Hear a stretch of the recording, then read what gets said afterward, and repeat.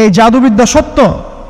এবং এখনকার অনেক ভণ্ড যে কবিরাজগুলো বের হয়েছে, এরা জিনকে তাবে করে নিয়ে এই জিনদের মধ্য দিয়ে মানুষের মধ্যে জাদু ছড়িয়ে দিয়েছে, এবং এর ফলশ্রুতিতে বহু পরিবার ধ্বংস হয়ে যাচ্ছে। এই জাদুবিদ্যা সত্য।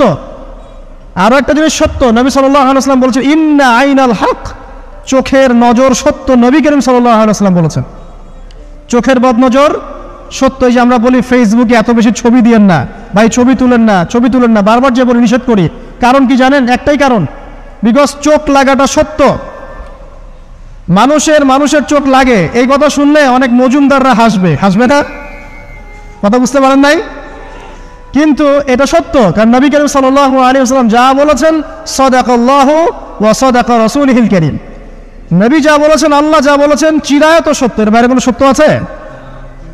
আচ্ছা দেখেন, আমি বললাম যে জাদুবিদ্যা সত্য। এই জাদুবিদ্যার চর্চা মানুষ করে, এখনো করে, এবং এই জাদু দিয়ে মানুষের ক্ষতি করার জন্য জিনের প্রয়োজন হয়, দুষ্ট জিন। এই জিনগুলোকে মানুষ তাবে করে মানুষের ক্ষতি করার চেষ্টা করে। দেখবেন এখন গ্রামে গঞ্জে শহরে সব জায়গায় ছড়িয়ে পড়েছে না? দেখবেন, খুব সতর্ক থাকবেন। আমি পরে সলিউশন বলছি আপনাদেরকে। আরেকটা বলেছি, নবী সাল্লাল্লাহু আলাইহি ওয়াসাল্লাম বলেছেন চোখের বদনজর এমন সত্য যে একটা উটকে এই রান্নার ডেকচির মধ্যে ঢুকাই ফেলতে পারে। একটা উট খুব সুন্দর, ভালো, আপনি দেখছেন মাশাআল্লাহ বলেন নাই, নজর লেগেছে, উটটা মারা গেছে দেন, তারপর তাকে জবাই করে খেয়ে ফেলতে হয়েছে। একজন সাহাবী গোসল করছিলেন, গোসল, এটা হাদিস সহিহ, এই যে আলেম ওলামা যারা আছেন তারা জানেন যে এই হাদিস সহিহ। একজন সাহাবী গোসল করছেন, তার গায়ের চামড়াটা খুব সুন্দর ছিল, একদম স্কিনটা অনেক সুন্দর থাকে না এমন কিছু মানুষ? আচ্ছা, এখন আরেকজন সাহাবী এই গোসল দেখছেন দূর থেকে, দেখে বলছেন যে কি চমৎকার তার শরীরের রংটা, যেন কুমারী নারীর মতো, অনেকটা এমন একটা কথা তিনি বলেছিলেন। সাথে সাথে এই সাহাবী অজ্ঞান হয়ে পড়ে গেছে। কোন সাহাবী? যিনি গোসল করছিলেন। এটার আপনি কোনো ব্যাখ্যা দিতে পারবেন না তো, এখানে কোনো সায়েন্স দিয়ে বা মেডিকেল সায়েন্স দিয়ে আপনি কোনো ব্যাখ্যা করতে পারবেন না। একটা ব্যাখ্যা দিতে পারেন, কিন্তু কেন সেটা হলো সেটা আপনি অ্যান্সার খুঁজে পাবেন না। তো নবী সাল্লাল্লাহু আলাইহি ওয়াসাল্লামের কাছে নিয়ে যাওয়া হলো তাকে।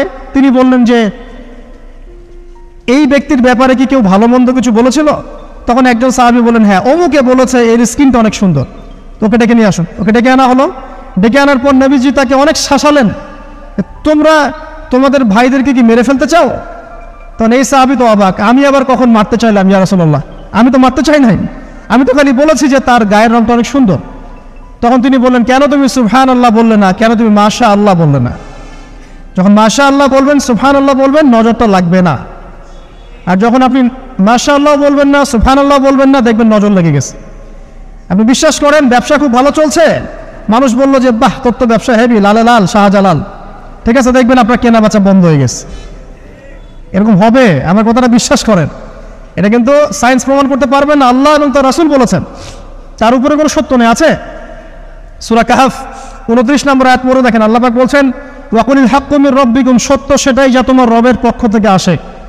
ফামান শাআ ফালইউমিন, যার ইচ্ছা হয় বিশ্বাস করুক, ওয়ামান শাআ ফালইয়াকফুর, যার ইচ্ছা হয় সে অস্বীকার করুক।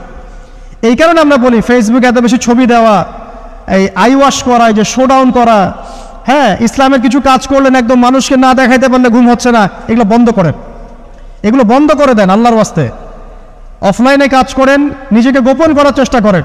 যত বেশি মানুষের কাছে নিজেকে এক্সপোজ করবেন, কাজের বরকত কমে যাবে, কাজের বরকত কমে যাবে, চোখ লাগবে, নজর লাগবে। এবং চোখ লাগা বদ নজরে বহু আলেম আস্তে আস্তে মাঠ থেকে মাইনাস হয়ে গেছে না? যায় নাই? এখন কি আলেমদের সংখ্যা বেশি না কম? যত দিন যাবে আলেমের সংখ্যা আরো কমে যাবে। নবীজি বলেছেন আলেমদের সংখ্যা কমতে থাকবে, মানুষ জাহেলদেরকে আলেম বানিয়ে নেবে। তো প্রিয় ভাইরা, জাদুবিদ্যা সত্য, চোখের বদনজর সত্য, রাতের এই অনিষ্টগুলো সত্য, রাতের বেলা অনেক ক্ষতি আছে। এই জন্য নবীজি বলছেন বাচ্চাদেরকে বাইরে বের করো না, এবং তোমরাও রাত যখন গভীর হবে তখন এদিক ওদিক ঘোরাফেরা করো না। দেখবেন রাত যত গভীর হয় আমাদের শহরগুলো তত জীবিত হয়, তাই না? তাই না? রাত যত গভীর হচ্ছে শহর তত জীবিত হয়। চায়ের দোকানে আড্ডা বেশি, ওই সিনেমা দেখছে, টিভি দেখছে, ক্যারাম খেলছে, লুডো খেলছে, ঘুম নাই। ঘুম কখন? ফজরের আগে আগে। ফজরের নামাজ কিন্তু নাই, ফজরের ঠিক আগে আগে, আবার ওই যে জোহরের নামাজের সঙ্গে উঠতেছে। এখন আমাকে বলেন, এরকম জেনারেশনকে দিয়ে কি আসলে ইসলামের কোনো খেদমত হবে? আচ্ছা, নবীজি রাতের বেলা আর্লি ঘুমাতেন। আল্লাহ পাক আমাদের সবাইকে তাড়াতাড়ি ঘুমানোর তৌফিক দান করুন। হ্যাঁ, আপনি ইলম চর্চা করলে রাত জেগে থাকতে পারেন, আপনি যদি জ্ঞান চর্চা করেন রাত জাগতে পারেন, আপনি কোনো গবেষণা করছেন, নামাজ পড়ছেন বা কোরআন হিফজ করছেন, আপনি রাতের আর্লি উঠবেন, এটা আলাদা বিষয়। কিন্তু কমনভাবে আমাদের এই যে ফেসবুক, ইউটিউবিং ইত্যাদিতে আমরা লিপ্ত থাকি, সারা রাতটা কাটাই আড্ডাবাজি করে, এগুলো বন্ধ করতে হবে। এগুলো বন্ধ না করলে ফিজিক্যালি আমরা মানে সুস্বাস্থ্যের অধিকারী হতে পারবো না, সারা দিনটা আমাদের একটা কি বলবো অলসতার ভাবে যাবে এবং দিনের বেলা কাজগুলো ব্যাহত হবে। এতে করে আমাদের উম্মার এই পুরো বড় যে তরুণ প্রজন্ম আছে এদেরকে আপনি সম্পদে পরিণত করতে পারবেন না। তাই এই সিস্টেমটা চেঞ্জ করা দরকার। নবীজি রাতের বেলা এই সূরা বাকারার শেষে 3টা আয়াত তেলাওয়াত করতেন, আমরা করবো ইনশাআল্লাহ। ইনশাআল্লাহ। আরেকটা আমল বলে দেই, নবী করিম সাল্লাল্লাহু আলাইহি ওয়াসাল্লাম রাতের বেলা সূরা মুলক তেলাওয়াত করতেন। কোন সূরা এটা? কোন সূরা? তাবারাকাল্লাযী বিয়াদিহি। কয়টা আয়াত আছে? 30টা আয়াত আছে। নবীজি বলেছেন সাল্লাল্লাহু আলাইহি ওয়াসাল্লাম যে এই সূরা আপনাকে কবরের আযাব থেকে বাঁচাবে ইনশাআল্লাহ। কবরের আযাব থেকে তো ভাই বাঁচা খুব সহজ নাকি? আমাদের মধ্যে এমন কেউ নাই, শোনেন, আমাদের মধ্যে এমন কেউ নাই আলেম জালেম মুফতি মুহাদ্দিস রাজনৈতিক নেতা পলিটিশিয়ান বিরোধী দল জাতি তারপরে যে সরকার দল যে আছে না কেন কবরের শাস্তি ফেস করবেন এমন একটা মানুষ নাই, কেউ নাই পৃথিবীতে। এই যে আপনি দেখছেন ওই যে কি ইসরায়েলের প্রধানমন্ত্রী, ওই রাশিয়ার প্রধানমন্ত্রী, ও চায়নার সভ্যতা, পশ্চিমা সভ্যতা, এমন কেউ নাই পৃথিবীতে এখন যাকে কবরের শাস্তি ভোগ করতে হবে না। আছে? সবচেয়ে লঘু শাস্তি মানে লঘু চাপ, এটা বলতে গেলে আসলে আমি ভাষা হারাই ফেলি, তারপরে বলছি আল্লাহ পাক আমাদের সবাইকে হেফাজত করুন, আমিন। একজন সাহাবীর নাম সাদ বিন মুআজ। কি নাম? নবী করিম সাল্লাল্লাহু আলাইহি ওয়াসাল্লামের সাথে একদম ডান হাত হয়ে যুদ্ধ করেছেন দীর্ঘদিন। বদর তিনি বীর সেনা, উহুদের বীর সেনা, ঠিক আছে, খন্দকের যুদ্ধেও বীর বিক্রমে যুদ্ধ করেছেন। তিনি আনসার সাহাবী, একদম মদিনার নেতা সাহাবী। সব সাহাবী কিন্তু একরকম নন, কেউ ছিলেন নেতৃস্থানীয় সাহাবী, তিনি ছিলেন একজন নেতৃস্থানীয় সাহাবী, ঠিক আছে, সাদ বিন মুআজ। নবী করিম সাল্লাল্লাহু আলাইহি ওয়াসাল্লাম এত ভালোবাসতেন তাকে, এত ভালোবাসতেন যে তাকে নিজের মনে করতেন যে সাদ বিন মুআজ আনসাররা আমার নিজের। চারটাখানি কথা। এই সাহাবীর খন্দকের যুদ্ধে এই যে হাতের এই দিকে সম্ভবত হাতের এই রগের মধ্যে একটা তীর এসে লাগে এখানে, এবং তীরটা তিনি বের করতে গিয়ে রক্তটা ছিঁড়ে যায়। এরপর ফিনকি দিয়ে রক্ত বের হওয়া শুরু হয়। চিকিৎসা করে করে রক্ত বন্ধ করা যায় নাই, এবং এই রক্তের প্রবাহিত রক্তেই আল্লাহর ইচ্ছায় তিনি শাহাদাত বরণ করেন, তিনি ইন্তেকাল করেন। নবী করিম সাল্লাল্লাহু আলাইহি ওয়াসাল্লাম প্রচণ্ড ব্যথিত হন, মানে মনটা তার খুব নরম হয়ে যায় সাদ বিন মুআজ রাদিয়াল্লাহু আনহুর জন্য। তো এই সাহাবীর যখন জানাজার নামাজ পড়ানো হচ্ছে, নবীজি বলছেন 70,000 ফেরেশতা তার নামাজে অংশ নিয়েছে। আর এই সাহাবীকে যখন কবরে শোয়ানো হয়েছে, নবী করিম সাল্লাল্লাহু আলাইহি ওয়াসাল্লাম পরে জানিয়েছেন কবরের যে মৃদু চাপ, সাদ বিন মুআজ রাদিয়াল্লাহু আনহুর কবরেও সেই মৃদু চাপ দেওয়া হয়েছে। আমি কি বুঝাতে পারলাম ভাই?